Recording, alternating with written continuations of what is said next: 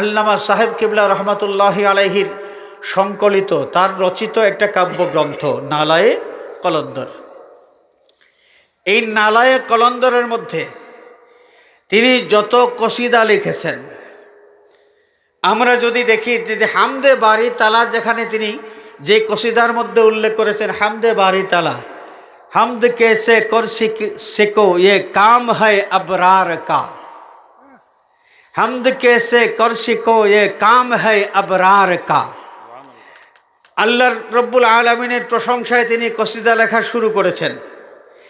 এই কসিদার মধ্যে আল্লাহ রব্বুল আলামিনের হামদের কারণ হিসেবে তিনি উল্লেখ করেছেন যে আল্লাহ রব্বুল আলামিন মেহেরবানি করে তার হাবিব সাল্লাল্লাহু আলাইহি ওয়াসাল্লামকে শাফি হিসেবে এই পৃথিবীতে পাঠিয়েছেন। এই কারণে আমরা আল্লাহর দরবারে শুকরিয়া আদায় করি, সুবহানাল্লাহ। আল্লাহর প্রশংসা করতে গিয়ে তিনি টেনে নিয়েছেন রহমাতুল্লিল আলামিন হুজুরপুর নূর সাল্লাল্লাহু আলাইহি ওয়াসাল্লামকে।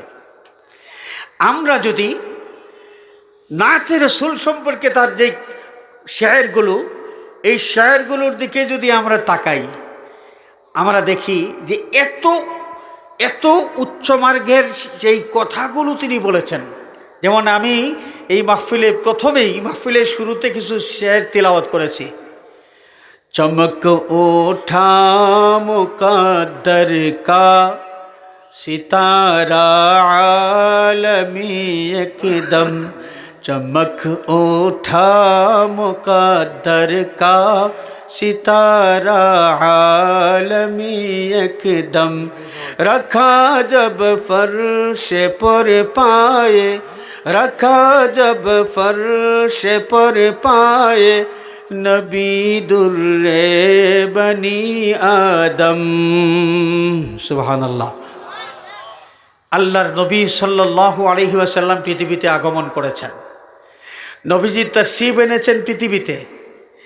এই বিষয়টাকে তিনি কিভাবে উপস্থাপন করেছেন, কিভাবে মূল্যায়ন করেছেন, যে তাম সৃষ্টিকুলের ভাগ্যাকাশের তারকাগুলো ঝলমল ঝলমল করতে শুরু করলো।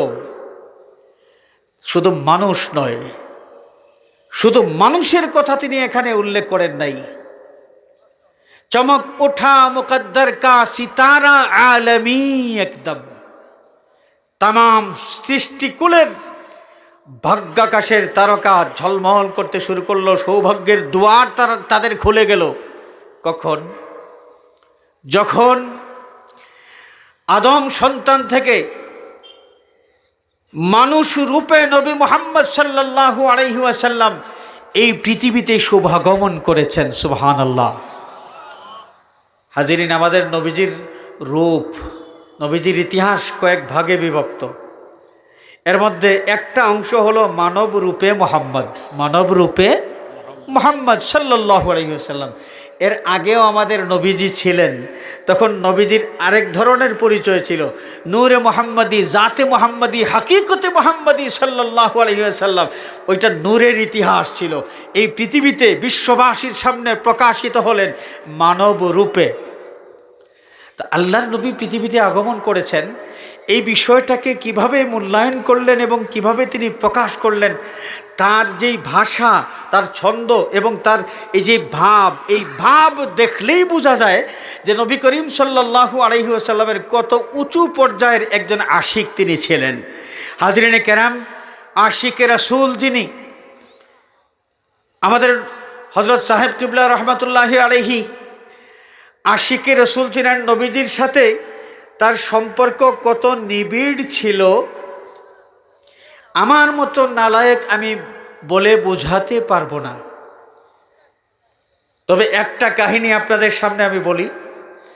আমার ওয়ালিদ মোহতারাম তাকে সম্বোধন করে হযরত সাহেব কিবলা রহমতুল্লাহ আলাইহি একটা কথা বলেছিলেন। আমরা জানি একদল জালিমেরা হযরত সাহেব কিবলাকে একসময় আহত করেছিল, তাদের ধারণা মতো তারা নিহত করেছিল, কিন্তু আল্লাহ রব্বুল আলামিন রক্ষা করেছেন। মাথার মধ্যে জখম ছিল অনেক বেশি, অনেক বেশি জখম ছিল। তিনি আমার ওয়ালিদ মোহতারামকে কানে কানে বললেন, এই কথাটা এখন আমি খোলামেলা বলতেছি, হযরত সাহেব কিবলাও দুনিয়ার থেকে বিদায় নিয়েছেন, বলতে আর কোনো অসুবিধা নাই। কানে কানে বলেছেন, বাবা আমার মাথায় জখম হয়েছে, আমার সার্থক হয়ে গেছে, আমার মাথায় জখম হয়েছে, আমার সার্থক হয়ে গেছে। রহমাতুল লিল আলামিন আমার এই মাথার জখমের মধ্যে তার হাত মুবারক বুলাইয়া আমাকে আদর করেছেন। চিৎকার করে বলে সুবহানাল্লাহ।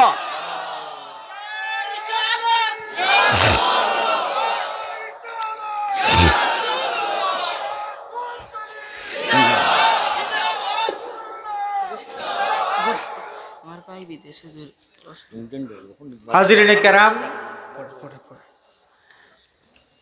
আল্লামা সাহেব কিবলা রহমাতুল্লাহি আলাইহি রাসূল পাক সাল্লাল্লাহু আলাইহি ওয়াসাল্লামের সাথে কত গভীর মহব্বত তার ছিল, এর আরেকটা প্রমাণ না